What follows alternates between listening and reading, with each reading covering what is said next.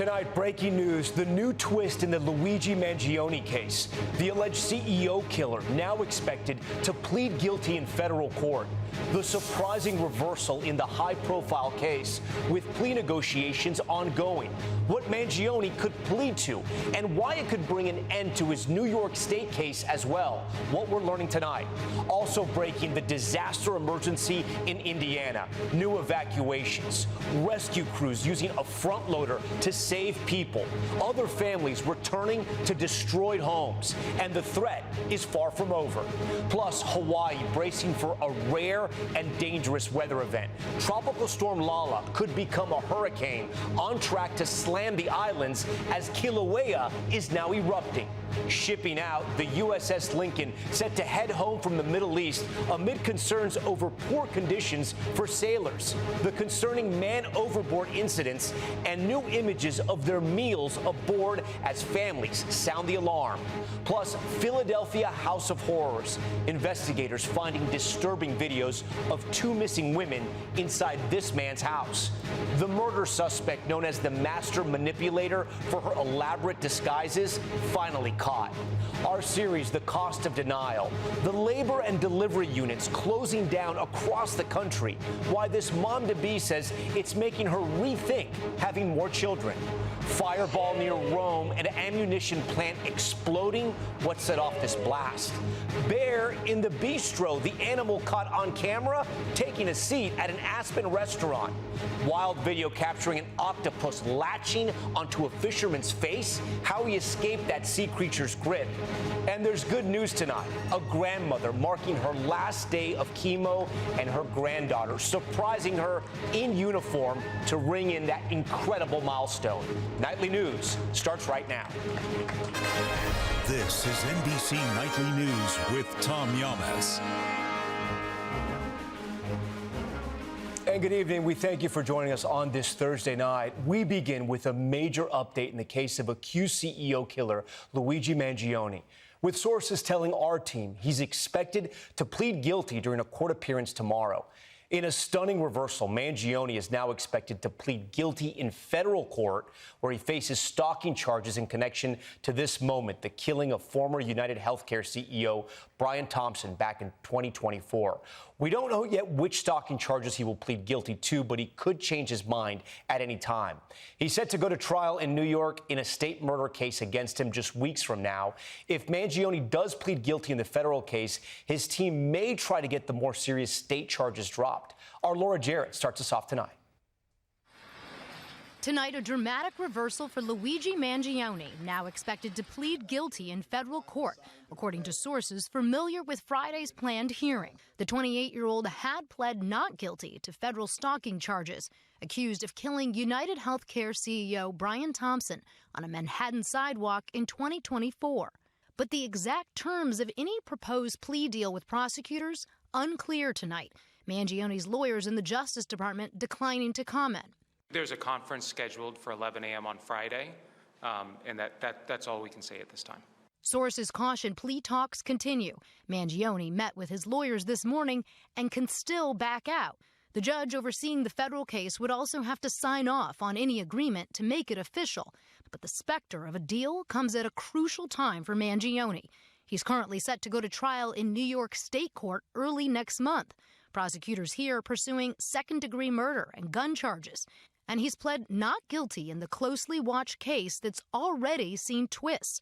Earlier this summer, the defense team briefly floating the possibility of arguing Mangione was suffering from an extreme emotional disturbance, only to withdraw that suggestion a day later. But his attorneys have consistently maintained he's been treated unfairly, facing both federal and state charges at the same time. Double jeopardy is a big thing here, right? Mr. Mangione is being charged in 3 different cases for one incident.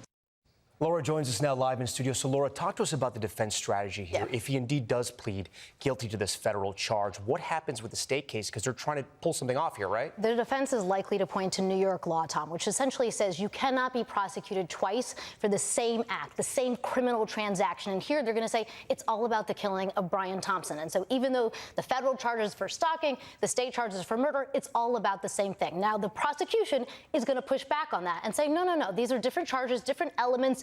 It's the same transaction, but there are different harms here. And so that's what the judge is going to have to decide. But bottom line, Tom, there may be reasons that Mangione actually wants to plead guilty in the federal case. Spending time behind bars for the rest of your life in a federal penitentiary is very different than a state prison. It's a good point, and we'll be in court tomorrow. We'll learn a lot more. Thank you for that, Laura. Next to the devastating images coming out of Indiana, where the governor there has now declared a statewide disaster emergency. Maggie Vespa and her team with the families returning to their ruined homes as more rain is on the way. Tonight, families across the storm zone bracing for new rounds of heavy rain and dangerous flooding as they try to clean up the damage already left behind. East of Indianapolis in Cambridge City, Indiana. My fridge is knocked over. The whole house is trashed.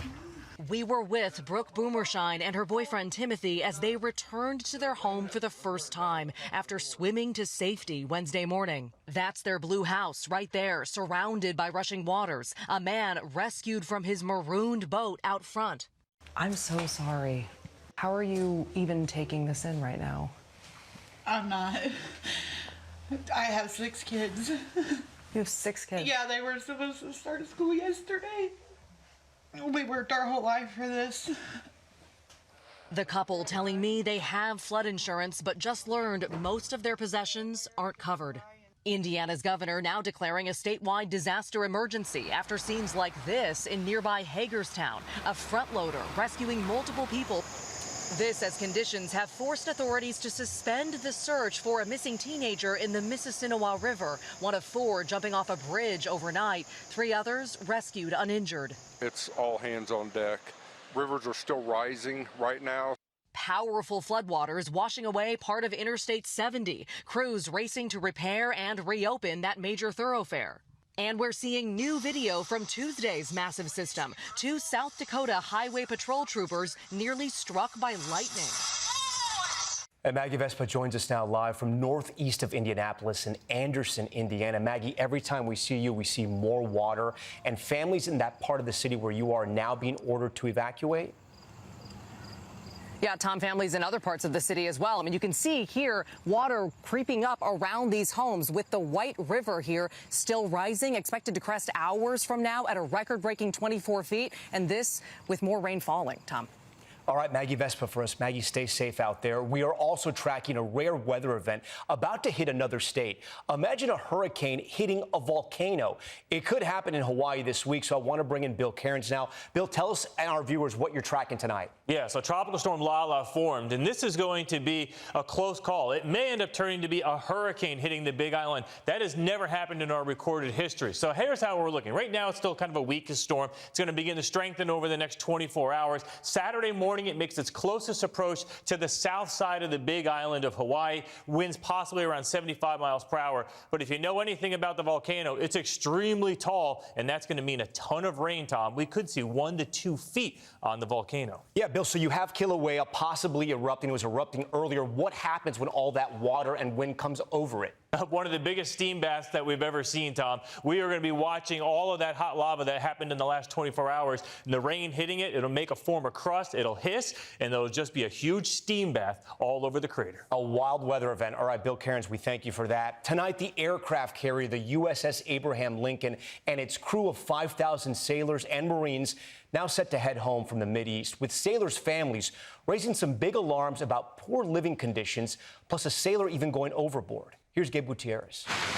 Tonight, with growing concerns about deteriorating living conditions aboard the aircraft carrier critical in carrying out strikes against Iran, a U.S. official telling NBC News the USS Abraham Lincoln is now set to sail home after a lengthy deployment. The switch comes amid alarming complaints from service members and their families, including these limited meal portions. And now a U.S. official says one sailor went overboard and was quickly rescued. The ship has not made a port call in 244 days, a record.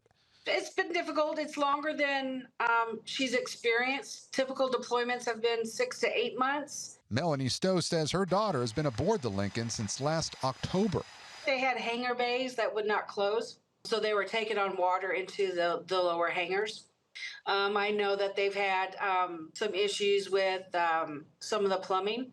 Two U.S. officials tell NBC News Joint Chiefs Chairman Dan Kane has warned President Trump and Defense Secretary Hegseth about lengthy deployments and declining morale. Today, Hegseth was asked about conditions aboard the Lincoln. Completely misrepresented. Listen, we make sure that every ship, every crew, every captain has everything we can provide them at every single moment. Some deployments are longer than others, and I have more respect and gratitude for those sailors than anybody. The Lincoln will now head home to San Diego and will be replaced in the Middle East by the USS George Washington, a process that typically takes several weeks. Tom? All right, Gabe, we thank you for that. Tonight, investigators describing a house of horrors, discovering disturbing videos from inside a home of two missing women who are now believed to be dead. Valerie Castro has the latest.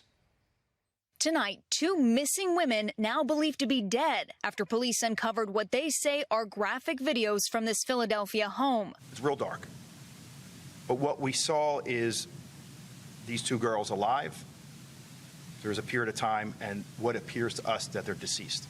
The women, Gabrielle Amarando, reported missing in 2012, and Maribel Frisis, last seen in 2018.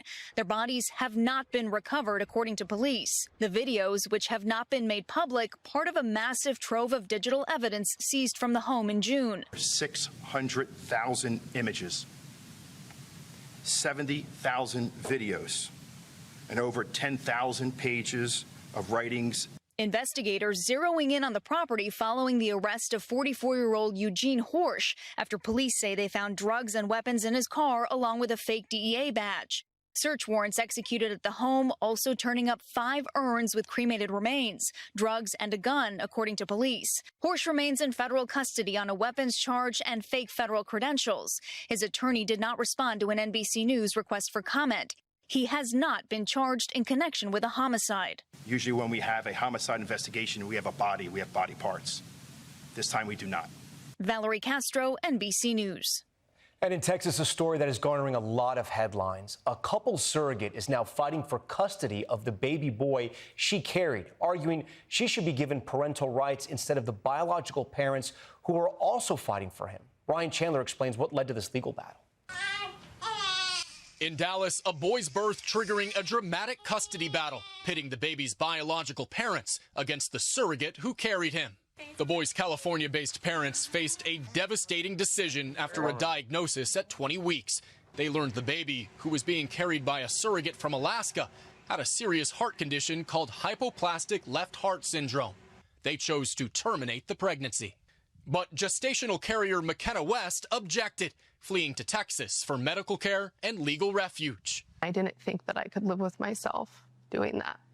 West sharing her story with the anti-abortion organization Live Action. She's fighting for legal parenthood over the baby she carried to term in Texas. I just know that he's a fighter, and he deserves to be surrounded by people who are 100% willing to fight alongside him. The boy was born Wednesday. West is calling him Gabriel, but he's roomy to his parents, who want to take him back to California for medical care. Texas Attorney General Ken Paxton intervening to support the surrogate, urging a court to prohibit the child's removal from the state. The court sided with the state in part, blocking any attempt to transfer the child, while also prohibiting the gestational carrier from asserting any parental rights over him.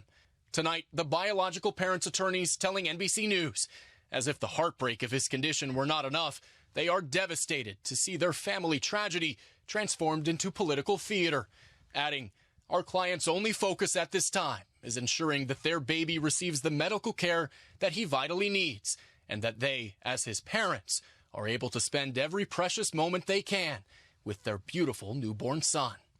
Ryan Chandler, NBC News, Dallas. And we're back in 60 seconds. Still to come tonight, the fiery explosion at an ammunitions factory near Rome. What set it off? Plus, our series, The Cost of Denial. With delivery units closing their doors across the country, this mother-to-be says it's making her think twice about having more kids. Stay with us.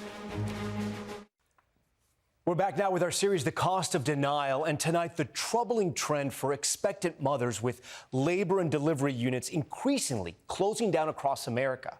Here's Ann Thompson.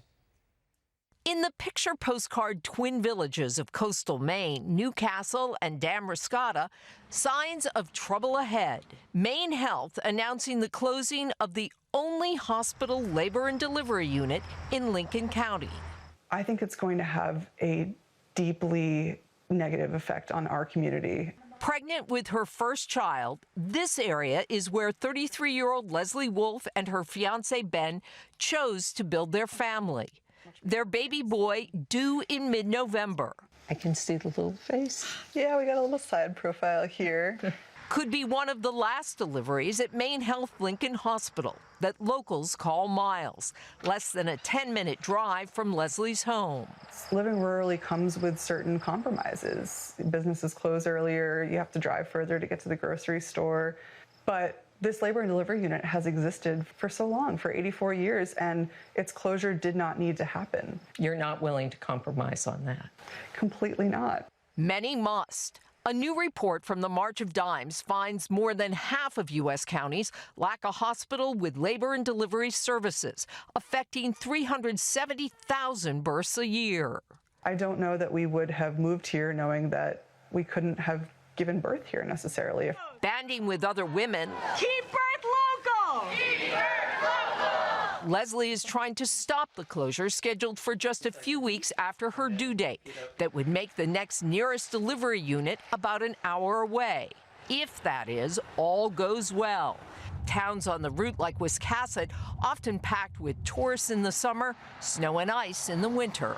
I just shudder to think about the potential of being in labor and being stuck in traffic in Wiscasset on that single-lane road. It's terrifying. Miles will be the 10th labor and delivery unit to close in Maine since 2020. Maine Health declined an interview, but in his statement cited low birth volume at the hospital and an inability to hire enough doctors and nurses to safely support a reliable 24-hour labor and delivery program. Its decision now weighing heavily on this mother-to-be. Is your concern so great that you would move out of Lincoln County? It's something that my partner and I have talked a little bit about. I think it's a concern so great that we might just consider not having a second child.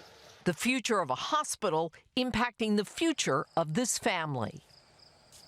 And that March of Dimes report says it's not easy to find an OBGYN in this country, especially in rural America. The report says in more than a third of the counties, there's not an OBGYN or a midwife. Tom? All right, Ann, we thank you for that report. When we come back tonight, the fugitive known for her mastery of disguise is finally caught after a manhunt across 3 states. And I'll have what he's having, the bear who broke into one of the hottest restaurants in Aspen. That's next. We're back now with the search for a Florida murder suspect that is police describe as a master of disguise. Officials say that this woman, Isabel Johnson, has been captured after a months-long search. Johnson had been described by authorities as a master manipulator. She is wanted in the connection of the death of a young father whose remains were found in a shallow grave. Also tonight, the boom near Rome. Watch this again. You see that fireball blasting into the sky. The explosion happened at an ammo plant for a major Italian defense manufacturer. It was caused by a fire and appears to have started in the powder department. Local officials say nobody was hurt. Back here at home, look who got the best table in the house.